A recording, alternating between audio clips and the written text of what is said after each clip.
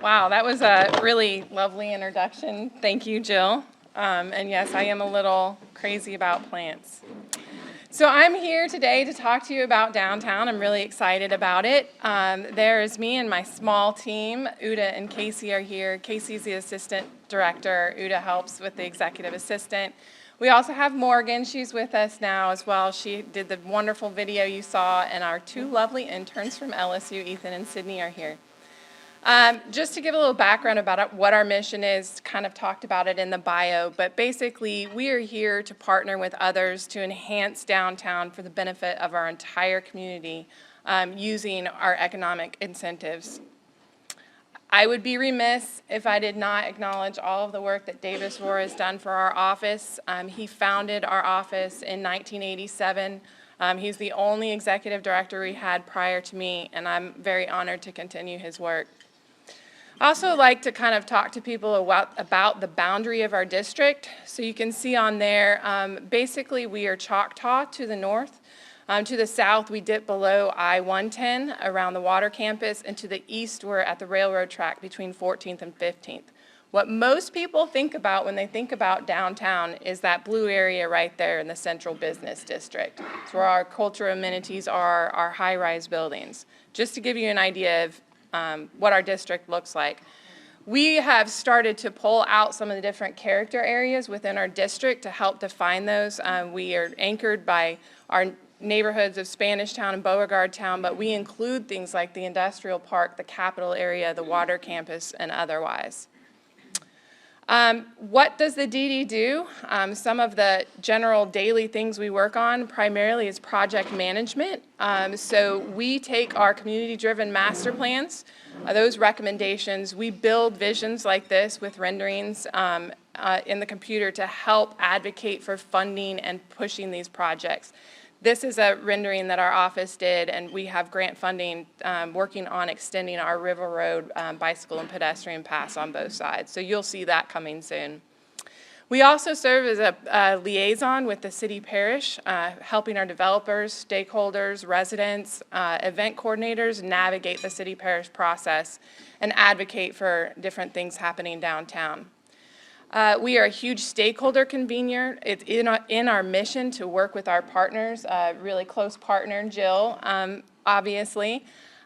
We have monthly meetings, we have committee meetings. We need a lot of work, and there's a lot of people invested in downtown success, and so we make sure that we all work together doing so. Another major thing that we do is marketing and communications. So if you visit our website, you'll see things like our toolkit. If you go to social media, you'll see a lot of the different things that we talk about that's happening downtown, from events to developments. Huge partner there is with Visit Baton Rouge as well. I think we would also be remiss to talk about the future before we acknowledge where we came from and how we got there. I know many of you are familiar with it, so I'm kind of going to breeze through it. But in the 1990s, the state government consolidation was huge in bringing workers downtown and spurring businesses. We are always looking at ways to connect to the riverfront. That is one of our greatest assets. You'll see the Rotary sculpture there. We are honored and blessed to have that in downtown, and it is a major attraction. But we're always looking about how else we can connect. The Arts and Entertainment District and the Shaw Center for the Performing Arts, that really helped build entertainment and otherwise bringing people to downtown to enjoy. Developing hotels. Davis talked about a time where there were no hotel rooms downtown, which blows my mind. But apparently that is true, right? So it started with the redevelopment of the Hilton, followed shortly by the Indigo, and now we have approximately 7 hotels.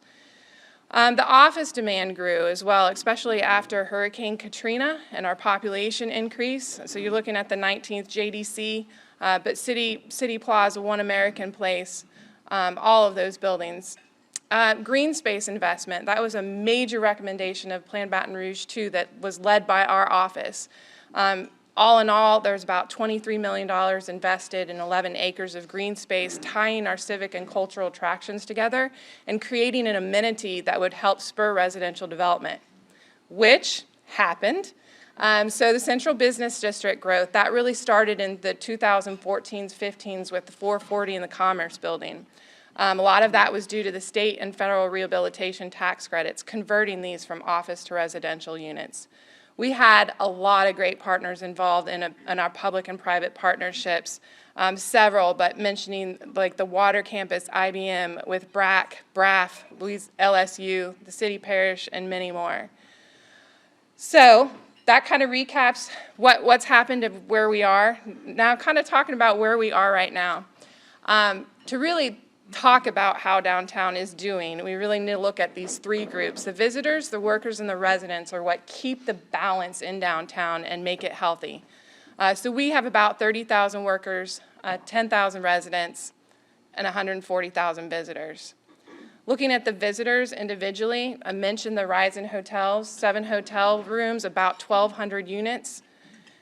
So we're happy to have those. And looking at the data, I am a data geek, so I wanted definitely to include that. We are outperforming East Baton Rouge, other hotels throughout the parish in both occupancy, RevPAR, and the average daily room rates. So they're doing really, really well. Looking at the River Center, you can see there that dip in the 2020-21 time period where we won't mention, but obvious reason for that dip, but you can see that we're back at pre-pandemic levels, if not slightly higher. Our events in our outdoor green spaces, those are back on as well. I hope you guys come and enjoy Live After 5, Blues Fest. The Festival of Lights is coming up. So those are back on and doing well, but we're always looking for ways to include more events in those spaces. Riverboats. So we are thrilled that we now have 200 riverboat stops in Baton Rouge. Viking, I think we welcomed them this year. I looked into going on one of these cruises because it looks fantastic, but I realized I can't yet afford it. But if any of you all can, I totally would recommend it. It looks like a great time.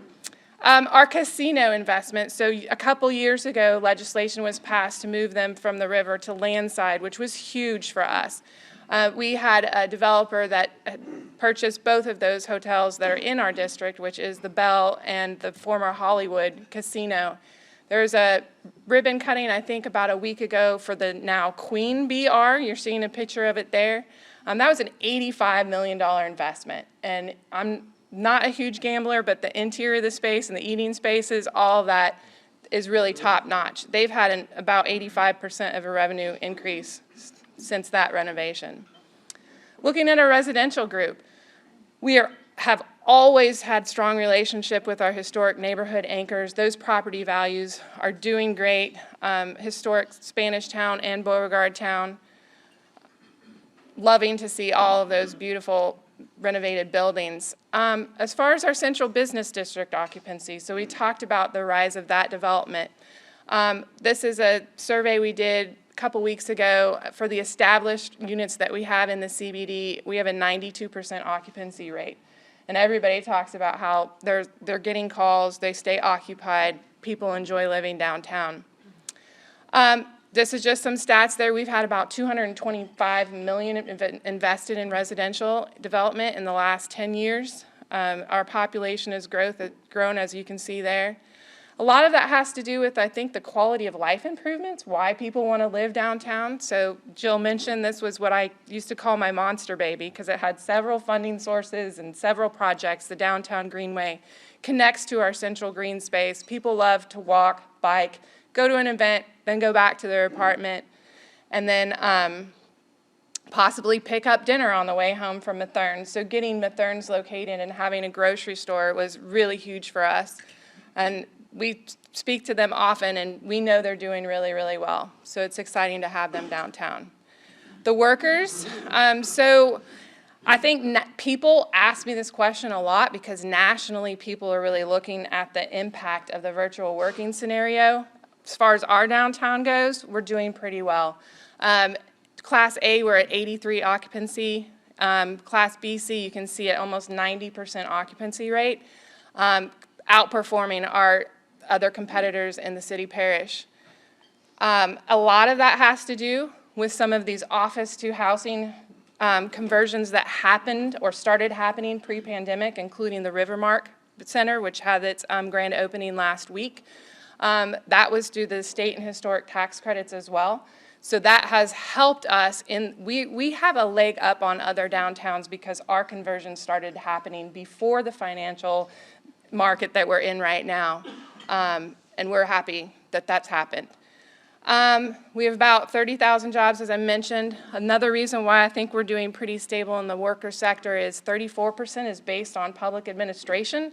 So that's not going away. That's your government workers and that sort of things. We monitor our businesses. There is an ebb and flow of businesses always downtown, but it stays around 600 to 700 since pre-pandemic, so that's remained stable as well. Other industries we've noted an increase in is the construction industry, so we're excited to see those growth opportunities. All of these groups work together in harmony, and it wouldn't be a great place to live, work, and play if you didn't have a robust public safety. We have 5th District. These are all of our officers from 5th District.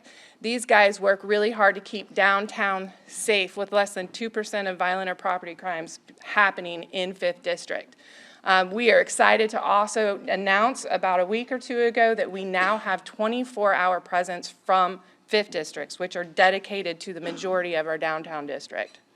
So if you see any of those guys on the street, say hello. They're very friendly, very community-oriented. Okay, so that's where we are. When I took this position a little over a year ago, we needed a plan. How are we moving forward in this post-pandemic world? So we have a 5-year plan.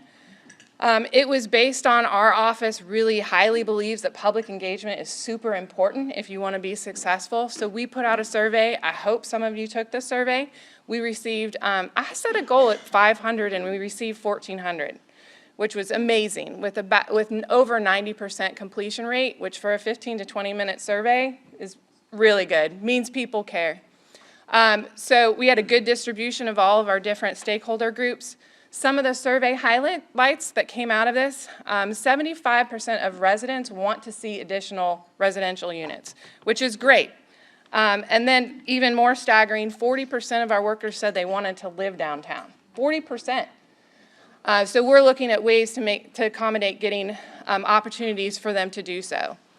On the not so great news side of the survey, 92% of residents did feel very safe during the day. That dropped to 48% in the evening. Again, this was before our 24-hour 5th District presence, so I would suspect that would raise now after that. But we are working on other ways to make sure that people feel safe when they come downtown. The top desired improvements, more places to socialize, particularly, not surprising, on our riverfront, our greatest asset. Enhanced lighting, I think that ties a lot into the feeling of safety. We then improved mobility and parking. I know not everybody wants to hear it, but we do have enough parking. We just need to be better about showing people where they can park. So the 4 pillars of our plan, the 4 focus areas. First one is about organizational stability and responsible governance. It's kind of boring, sifting through bylaws and legislation, making sure everything lines up, but also about creating a 501c3 because a lot of the things people want are not something that our office budget can accommodate. So looking at other ways that we can find financial support. Building up the core, that's always been a big part of what we do, that's our projects, planning, and infrastructure. Improving the downtown experience for all members of our community, that's really about addressing the perception of safety and making people feel welcome and safe downtown. And then the 4th one is really enhancing communication. That's really increasing our marketing and our communications. Morgan's been doing a great job of that. You'll notice more and more on social media if you're on it. If you're not, please join. We didn't just sit around waiting for the plan to finish. These are some things we are working on. Riverfront enhancements, we're always looking at ways to do that. We have some signage and some other amenities coming. Bicycle and pedestrian improvements, we'll have a ribbon cutting announcement soon for the Downtown Greenway Louisiana Connector, which is the piece that connects the Government Street bike lanes to the Downtown Greenway overall. It's a really cool project. We have also gone into partnership with BRAC. They are inventorying some of our vacant store spaces and helping to recruit businesses for those areas. How you could help us now, you have a little card that Morgan made. You can either use the QR code or there is the little bit.ly You can go to a web, take the survey, tell us what kind of restaurants, retail you'd like to see downtown. We'd really appreciate it. And then creating the 501c3 program, as we talked about, we want to do more than our funds will allow. So if we can find opportunities in fundraising and public-private partnerships that can contribute to that, we would like to create a clean and safe program, which is something that other downtowns have. You have the clean part where people are removing graffiti, pressure washing. You have the safe part where you have uniformed ambassadors welcoming visitors and keeping eyes on the street, more eyes on the streets. Lighting enhancements, we've already begun conversations with Energy, the Public Service Commission, the city parish, about what kind of enhancements or upgrades can we make to make the lighting better.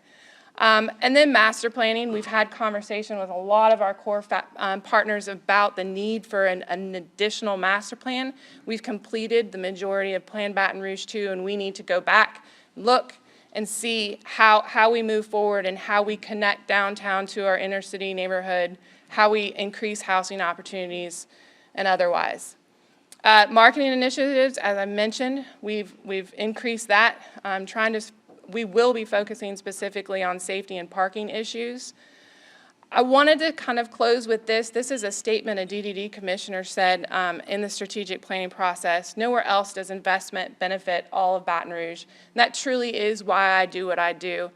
I just want to ask everybody to just think for a second of cities that you've visited, that you enjoyed, or cities you've read about, their economy is booming. I would challenge anyone to name one that doesn't have a vibrant downtown, because that's where it starts. The city center, that's where people who want to, thinking about investing business downtown, they go to downtown to check out what's happening. And they come downtown if they're looking at the rest of the parish. So anyway, just keep that in mind. How you can help us do better, be an advocate. Talk positively, not just about downtown, but all of Baton Rouge. I feel like sometimes people aren't really good at that. We need to do better. Share us on social media, take pictures and share that on social media of the things that you do in your community. Attend our events. This is Blues Fest. These are great events. They're always really fun and safe events to attend. Consider locating downtown, whether you want to open a business or you're tired of mowing your grass and you want to go hang out by a pool that you don't have to maintain. Contact us. We're happy to find you your place downtown. And then lastly, support a downtown business. We have a lot of great ones. This is a picture of Cocha. Come downtown, enjoy the atmosphere. And then lastly, stay connected with us. Follow us on social media, join our email list. However you like to get your information, we can find a way to get it to you. So just let us know how we can help. And that's it.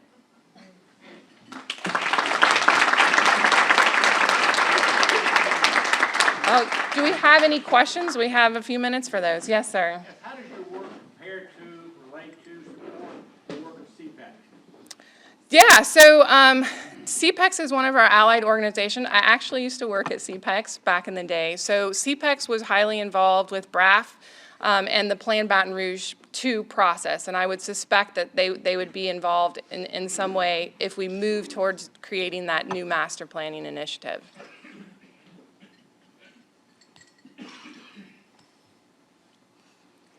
I have actually two. Sure. The data you shared around employment, how does that compare to pre-COVID versus now? Like the 30,000 jobs? Is it on track, behind, ahead? It's stable. So we haven't had, unfortunately, a growth in our business, but we haven't seen a loss either. Now, of course, we are going to consistently monitor those occupancy rates in those buildings, but for right now, it's looking very stable. A lot of that has to do with nationally, the cities that are hurting the worst probably are the cities that are based on a tech industry. So San Francisco and otherwise, because it makes sense, right?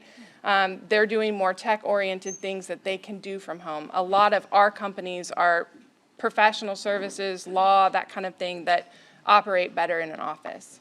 And then my second question on the housing, are you hearing more about people who want to rent or own? A little bit of both. So I think that Right now, at least in our central business district area, that is primarily lease, right? The condo market in creating those is very difficult. But there have been a lot of interest in people wanting to own some downtown. But there is opportunity, Spanish Town, Beauregard Town, we have a lot of good property there that is available to own. Yes. Are there any cities that y'all are looking to emulate in terms of the downtown area? And can you talk about your research going to other cities and what you've seen? Wow, I mean, I could talk for probably like an hour on that. Let me briefly do that. So we stay very connected to. We are a member of the International Downtown Association. We just got back from the conference in Chicago. We love going because it really, no matter what size the downtown is, we all have similar issues. And from Edinburgh, Scotland to rural Alabama city, right? We do try to emulate and we learn from each other in as many ways as we can. We also started a quarterly meetup with all of the capital city counterparts from downtowns because those are very similar in a lot of ways. So we meet quarterly with them to talk about what they're doing, how they're doing.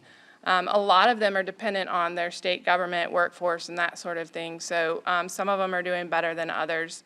I mean, everything from the Clean and Safe program, right? We learn from them about that to how they're financing projects.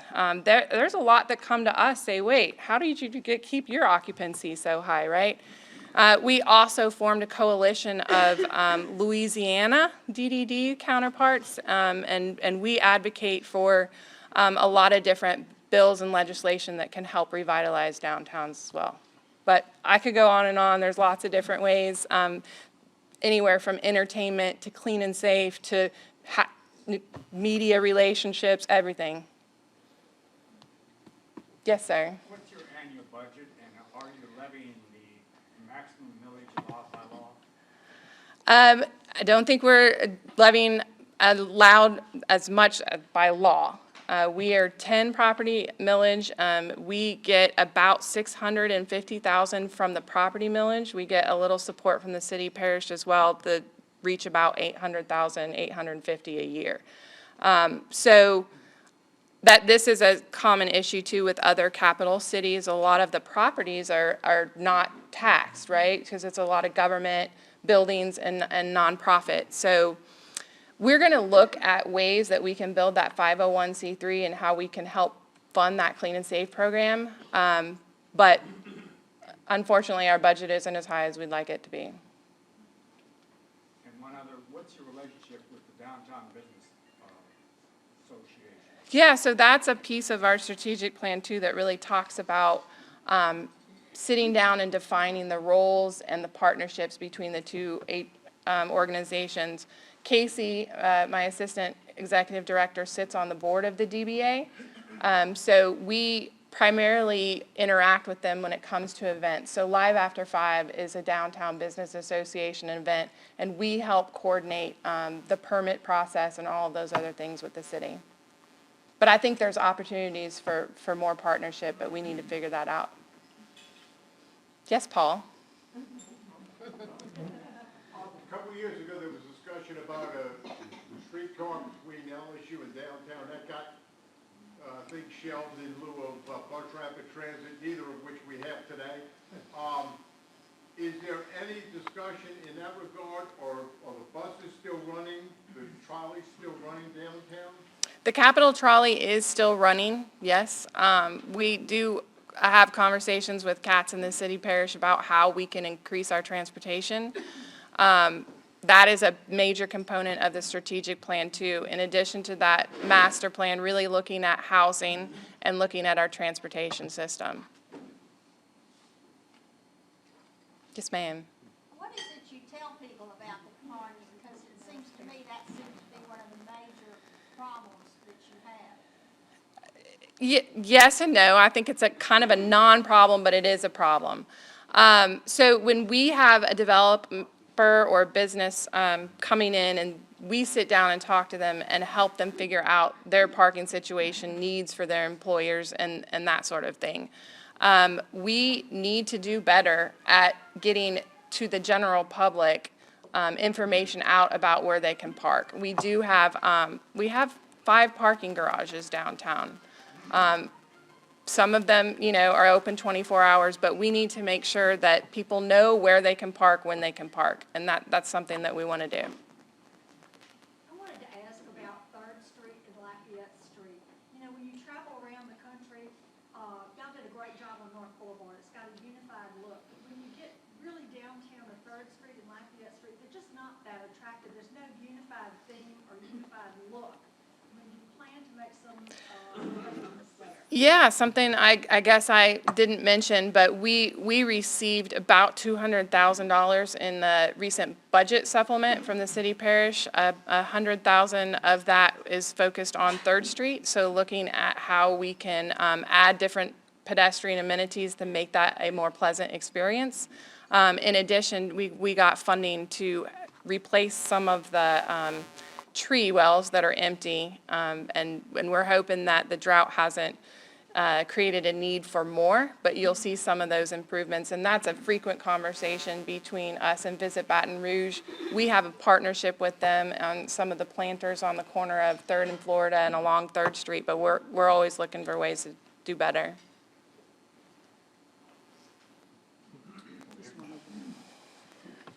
So I just wanted to give you guys a shout out. Oh, thanks. We most recently had our 36th annual Jambalaya Jam downtown. And for those of you who've ever been, it's a big production for us, United Way. And but you guys did a wonderful job with the permitting, all of the work, the pre-work that went into it, and the support around it. And the city of Baton Rouge did a wonderful job making sure that the garbage was picked up timely and everything. Just was you don't always hear it. Yeah. Just wanted to make No, I love shout outs. Thank you so much for that. And Casey's a big reason why that's a well-oiled machine. Yes. So Whitney, my question is this. For events and for businesses, what is the number one reason they come to Baton Rouge, or what is the number one reason they choose to go somewhere else? For a business or like an event coordinator? Well, like an event, like if I'm going to have the National Bowling Congress or something like that. So short duration versus permanent location, biggest advantage, biggest problem that businesses and events see. Well, that's a tough one. I would have to say for our events and those sort of things, it's we need to look at how to upgrade the River Center and the convention space, right? So we are super thrilled with hockey coming downtown. Everybody should get their tickets if you haven't already. Downtown is popping when that happens, right? So we need to do better about looking at what we can accommodate in that space now, but how we change that space in the future. Businesses, I think that I think probably, when they're looking, I think right now it's that businesses are all trying to figure out what is their future like in this virtual working scenario, right? So I think everybody is recognizing that most types of businesses that are not service oriented are going to have some sort of hybrid flex working scenario.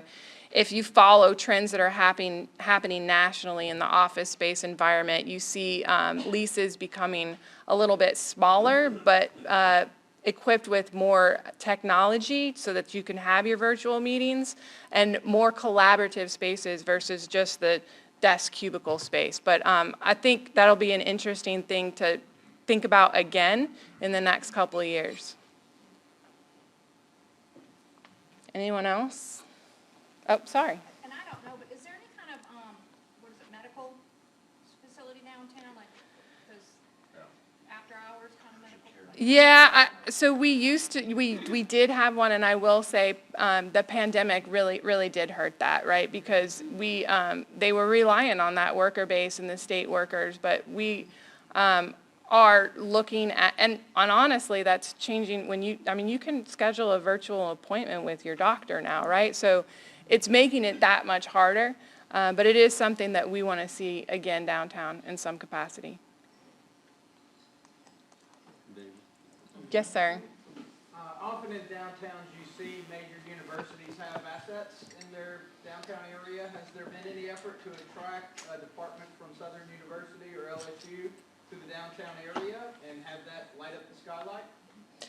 Yes, and so there is a lot of conversation around that. The Shaw Center did have some space dedicated to LSU at one point in time. I'm not sure where that is right now, but yes, you need to have, and that's another thing, it's not just the university presence, but it's also introducing your students to the downtown area and getting them engaged in the community, right?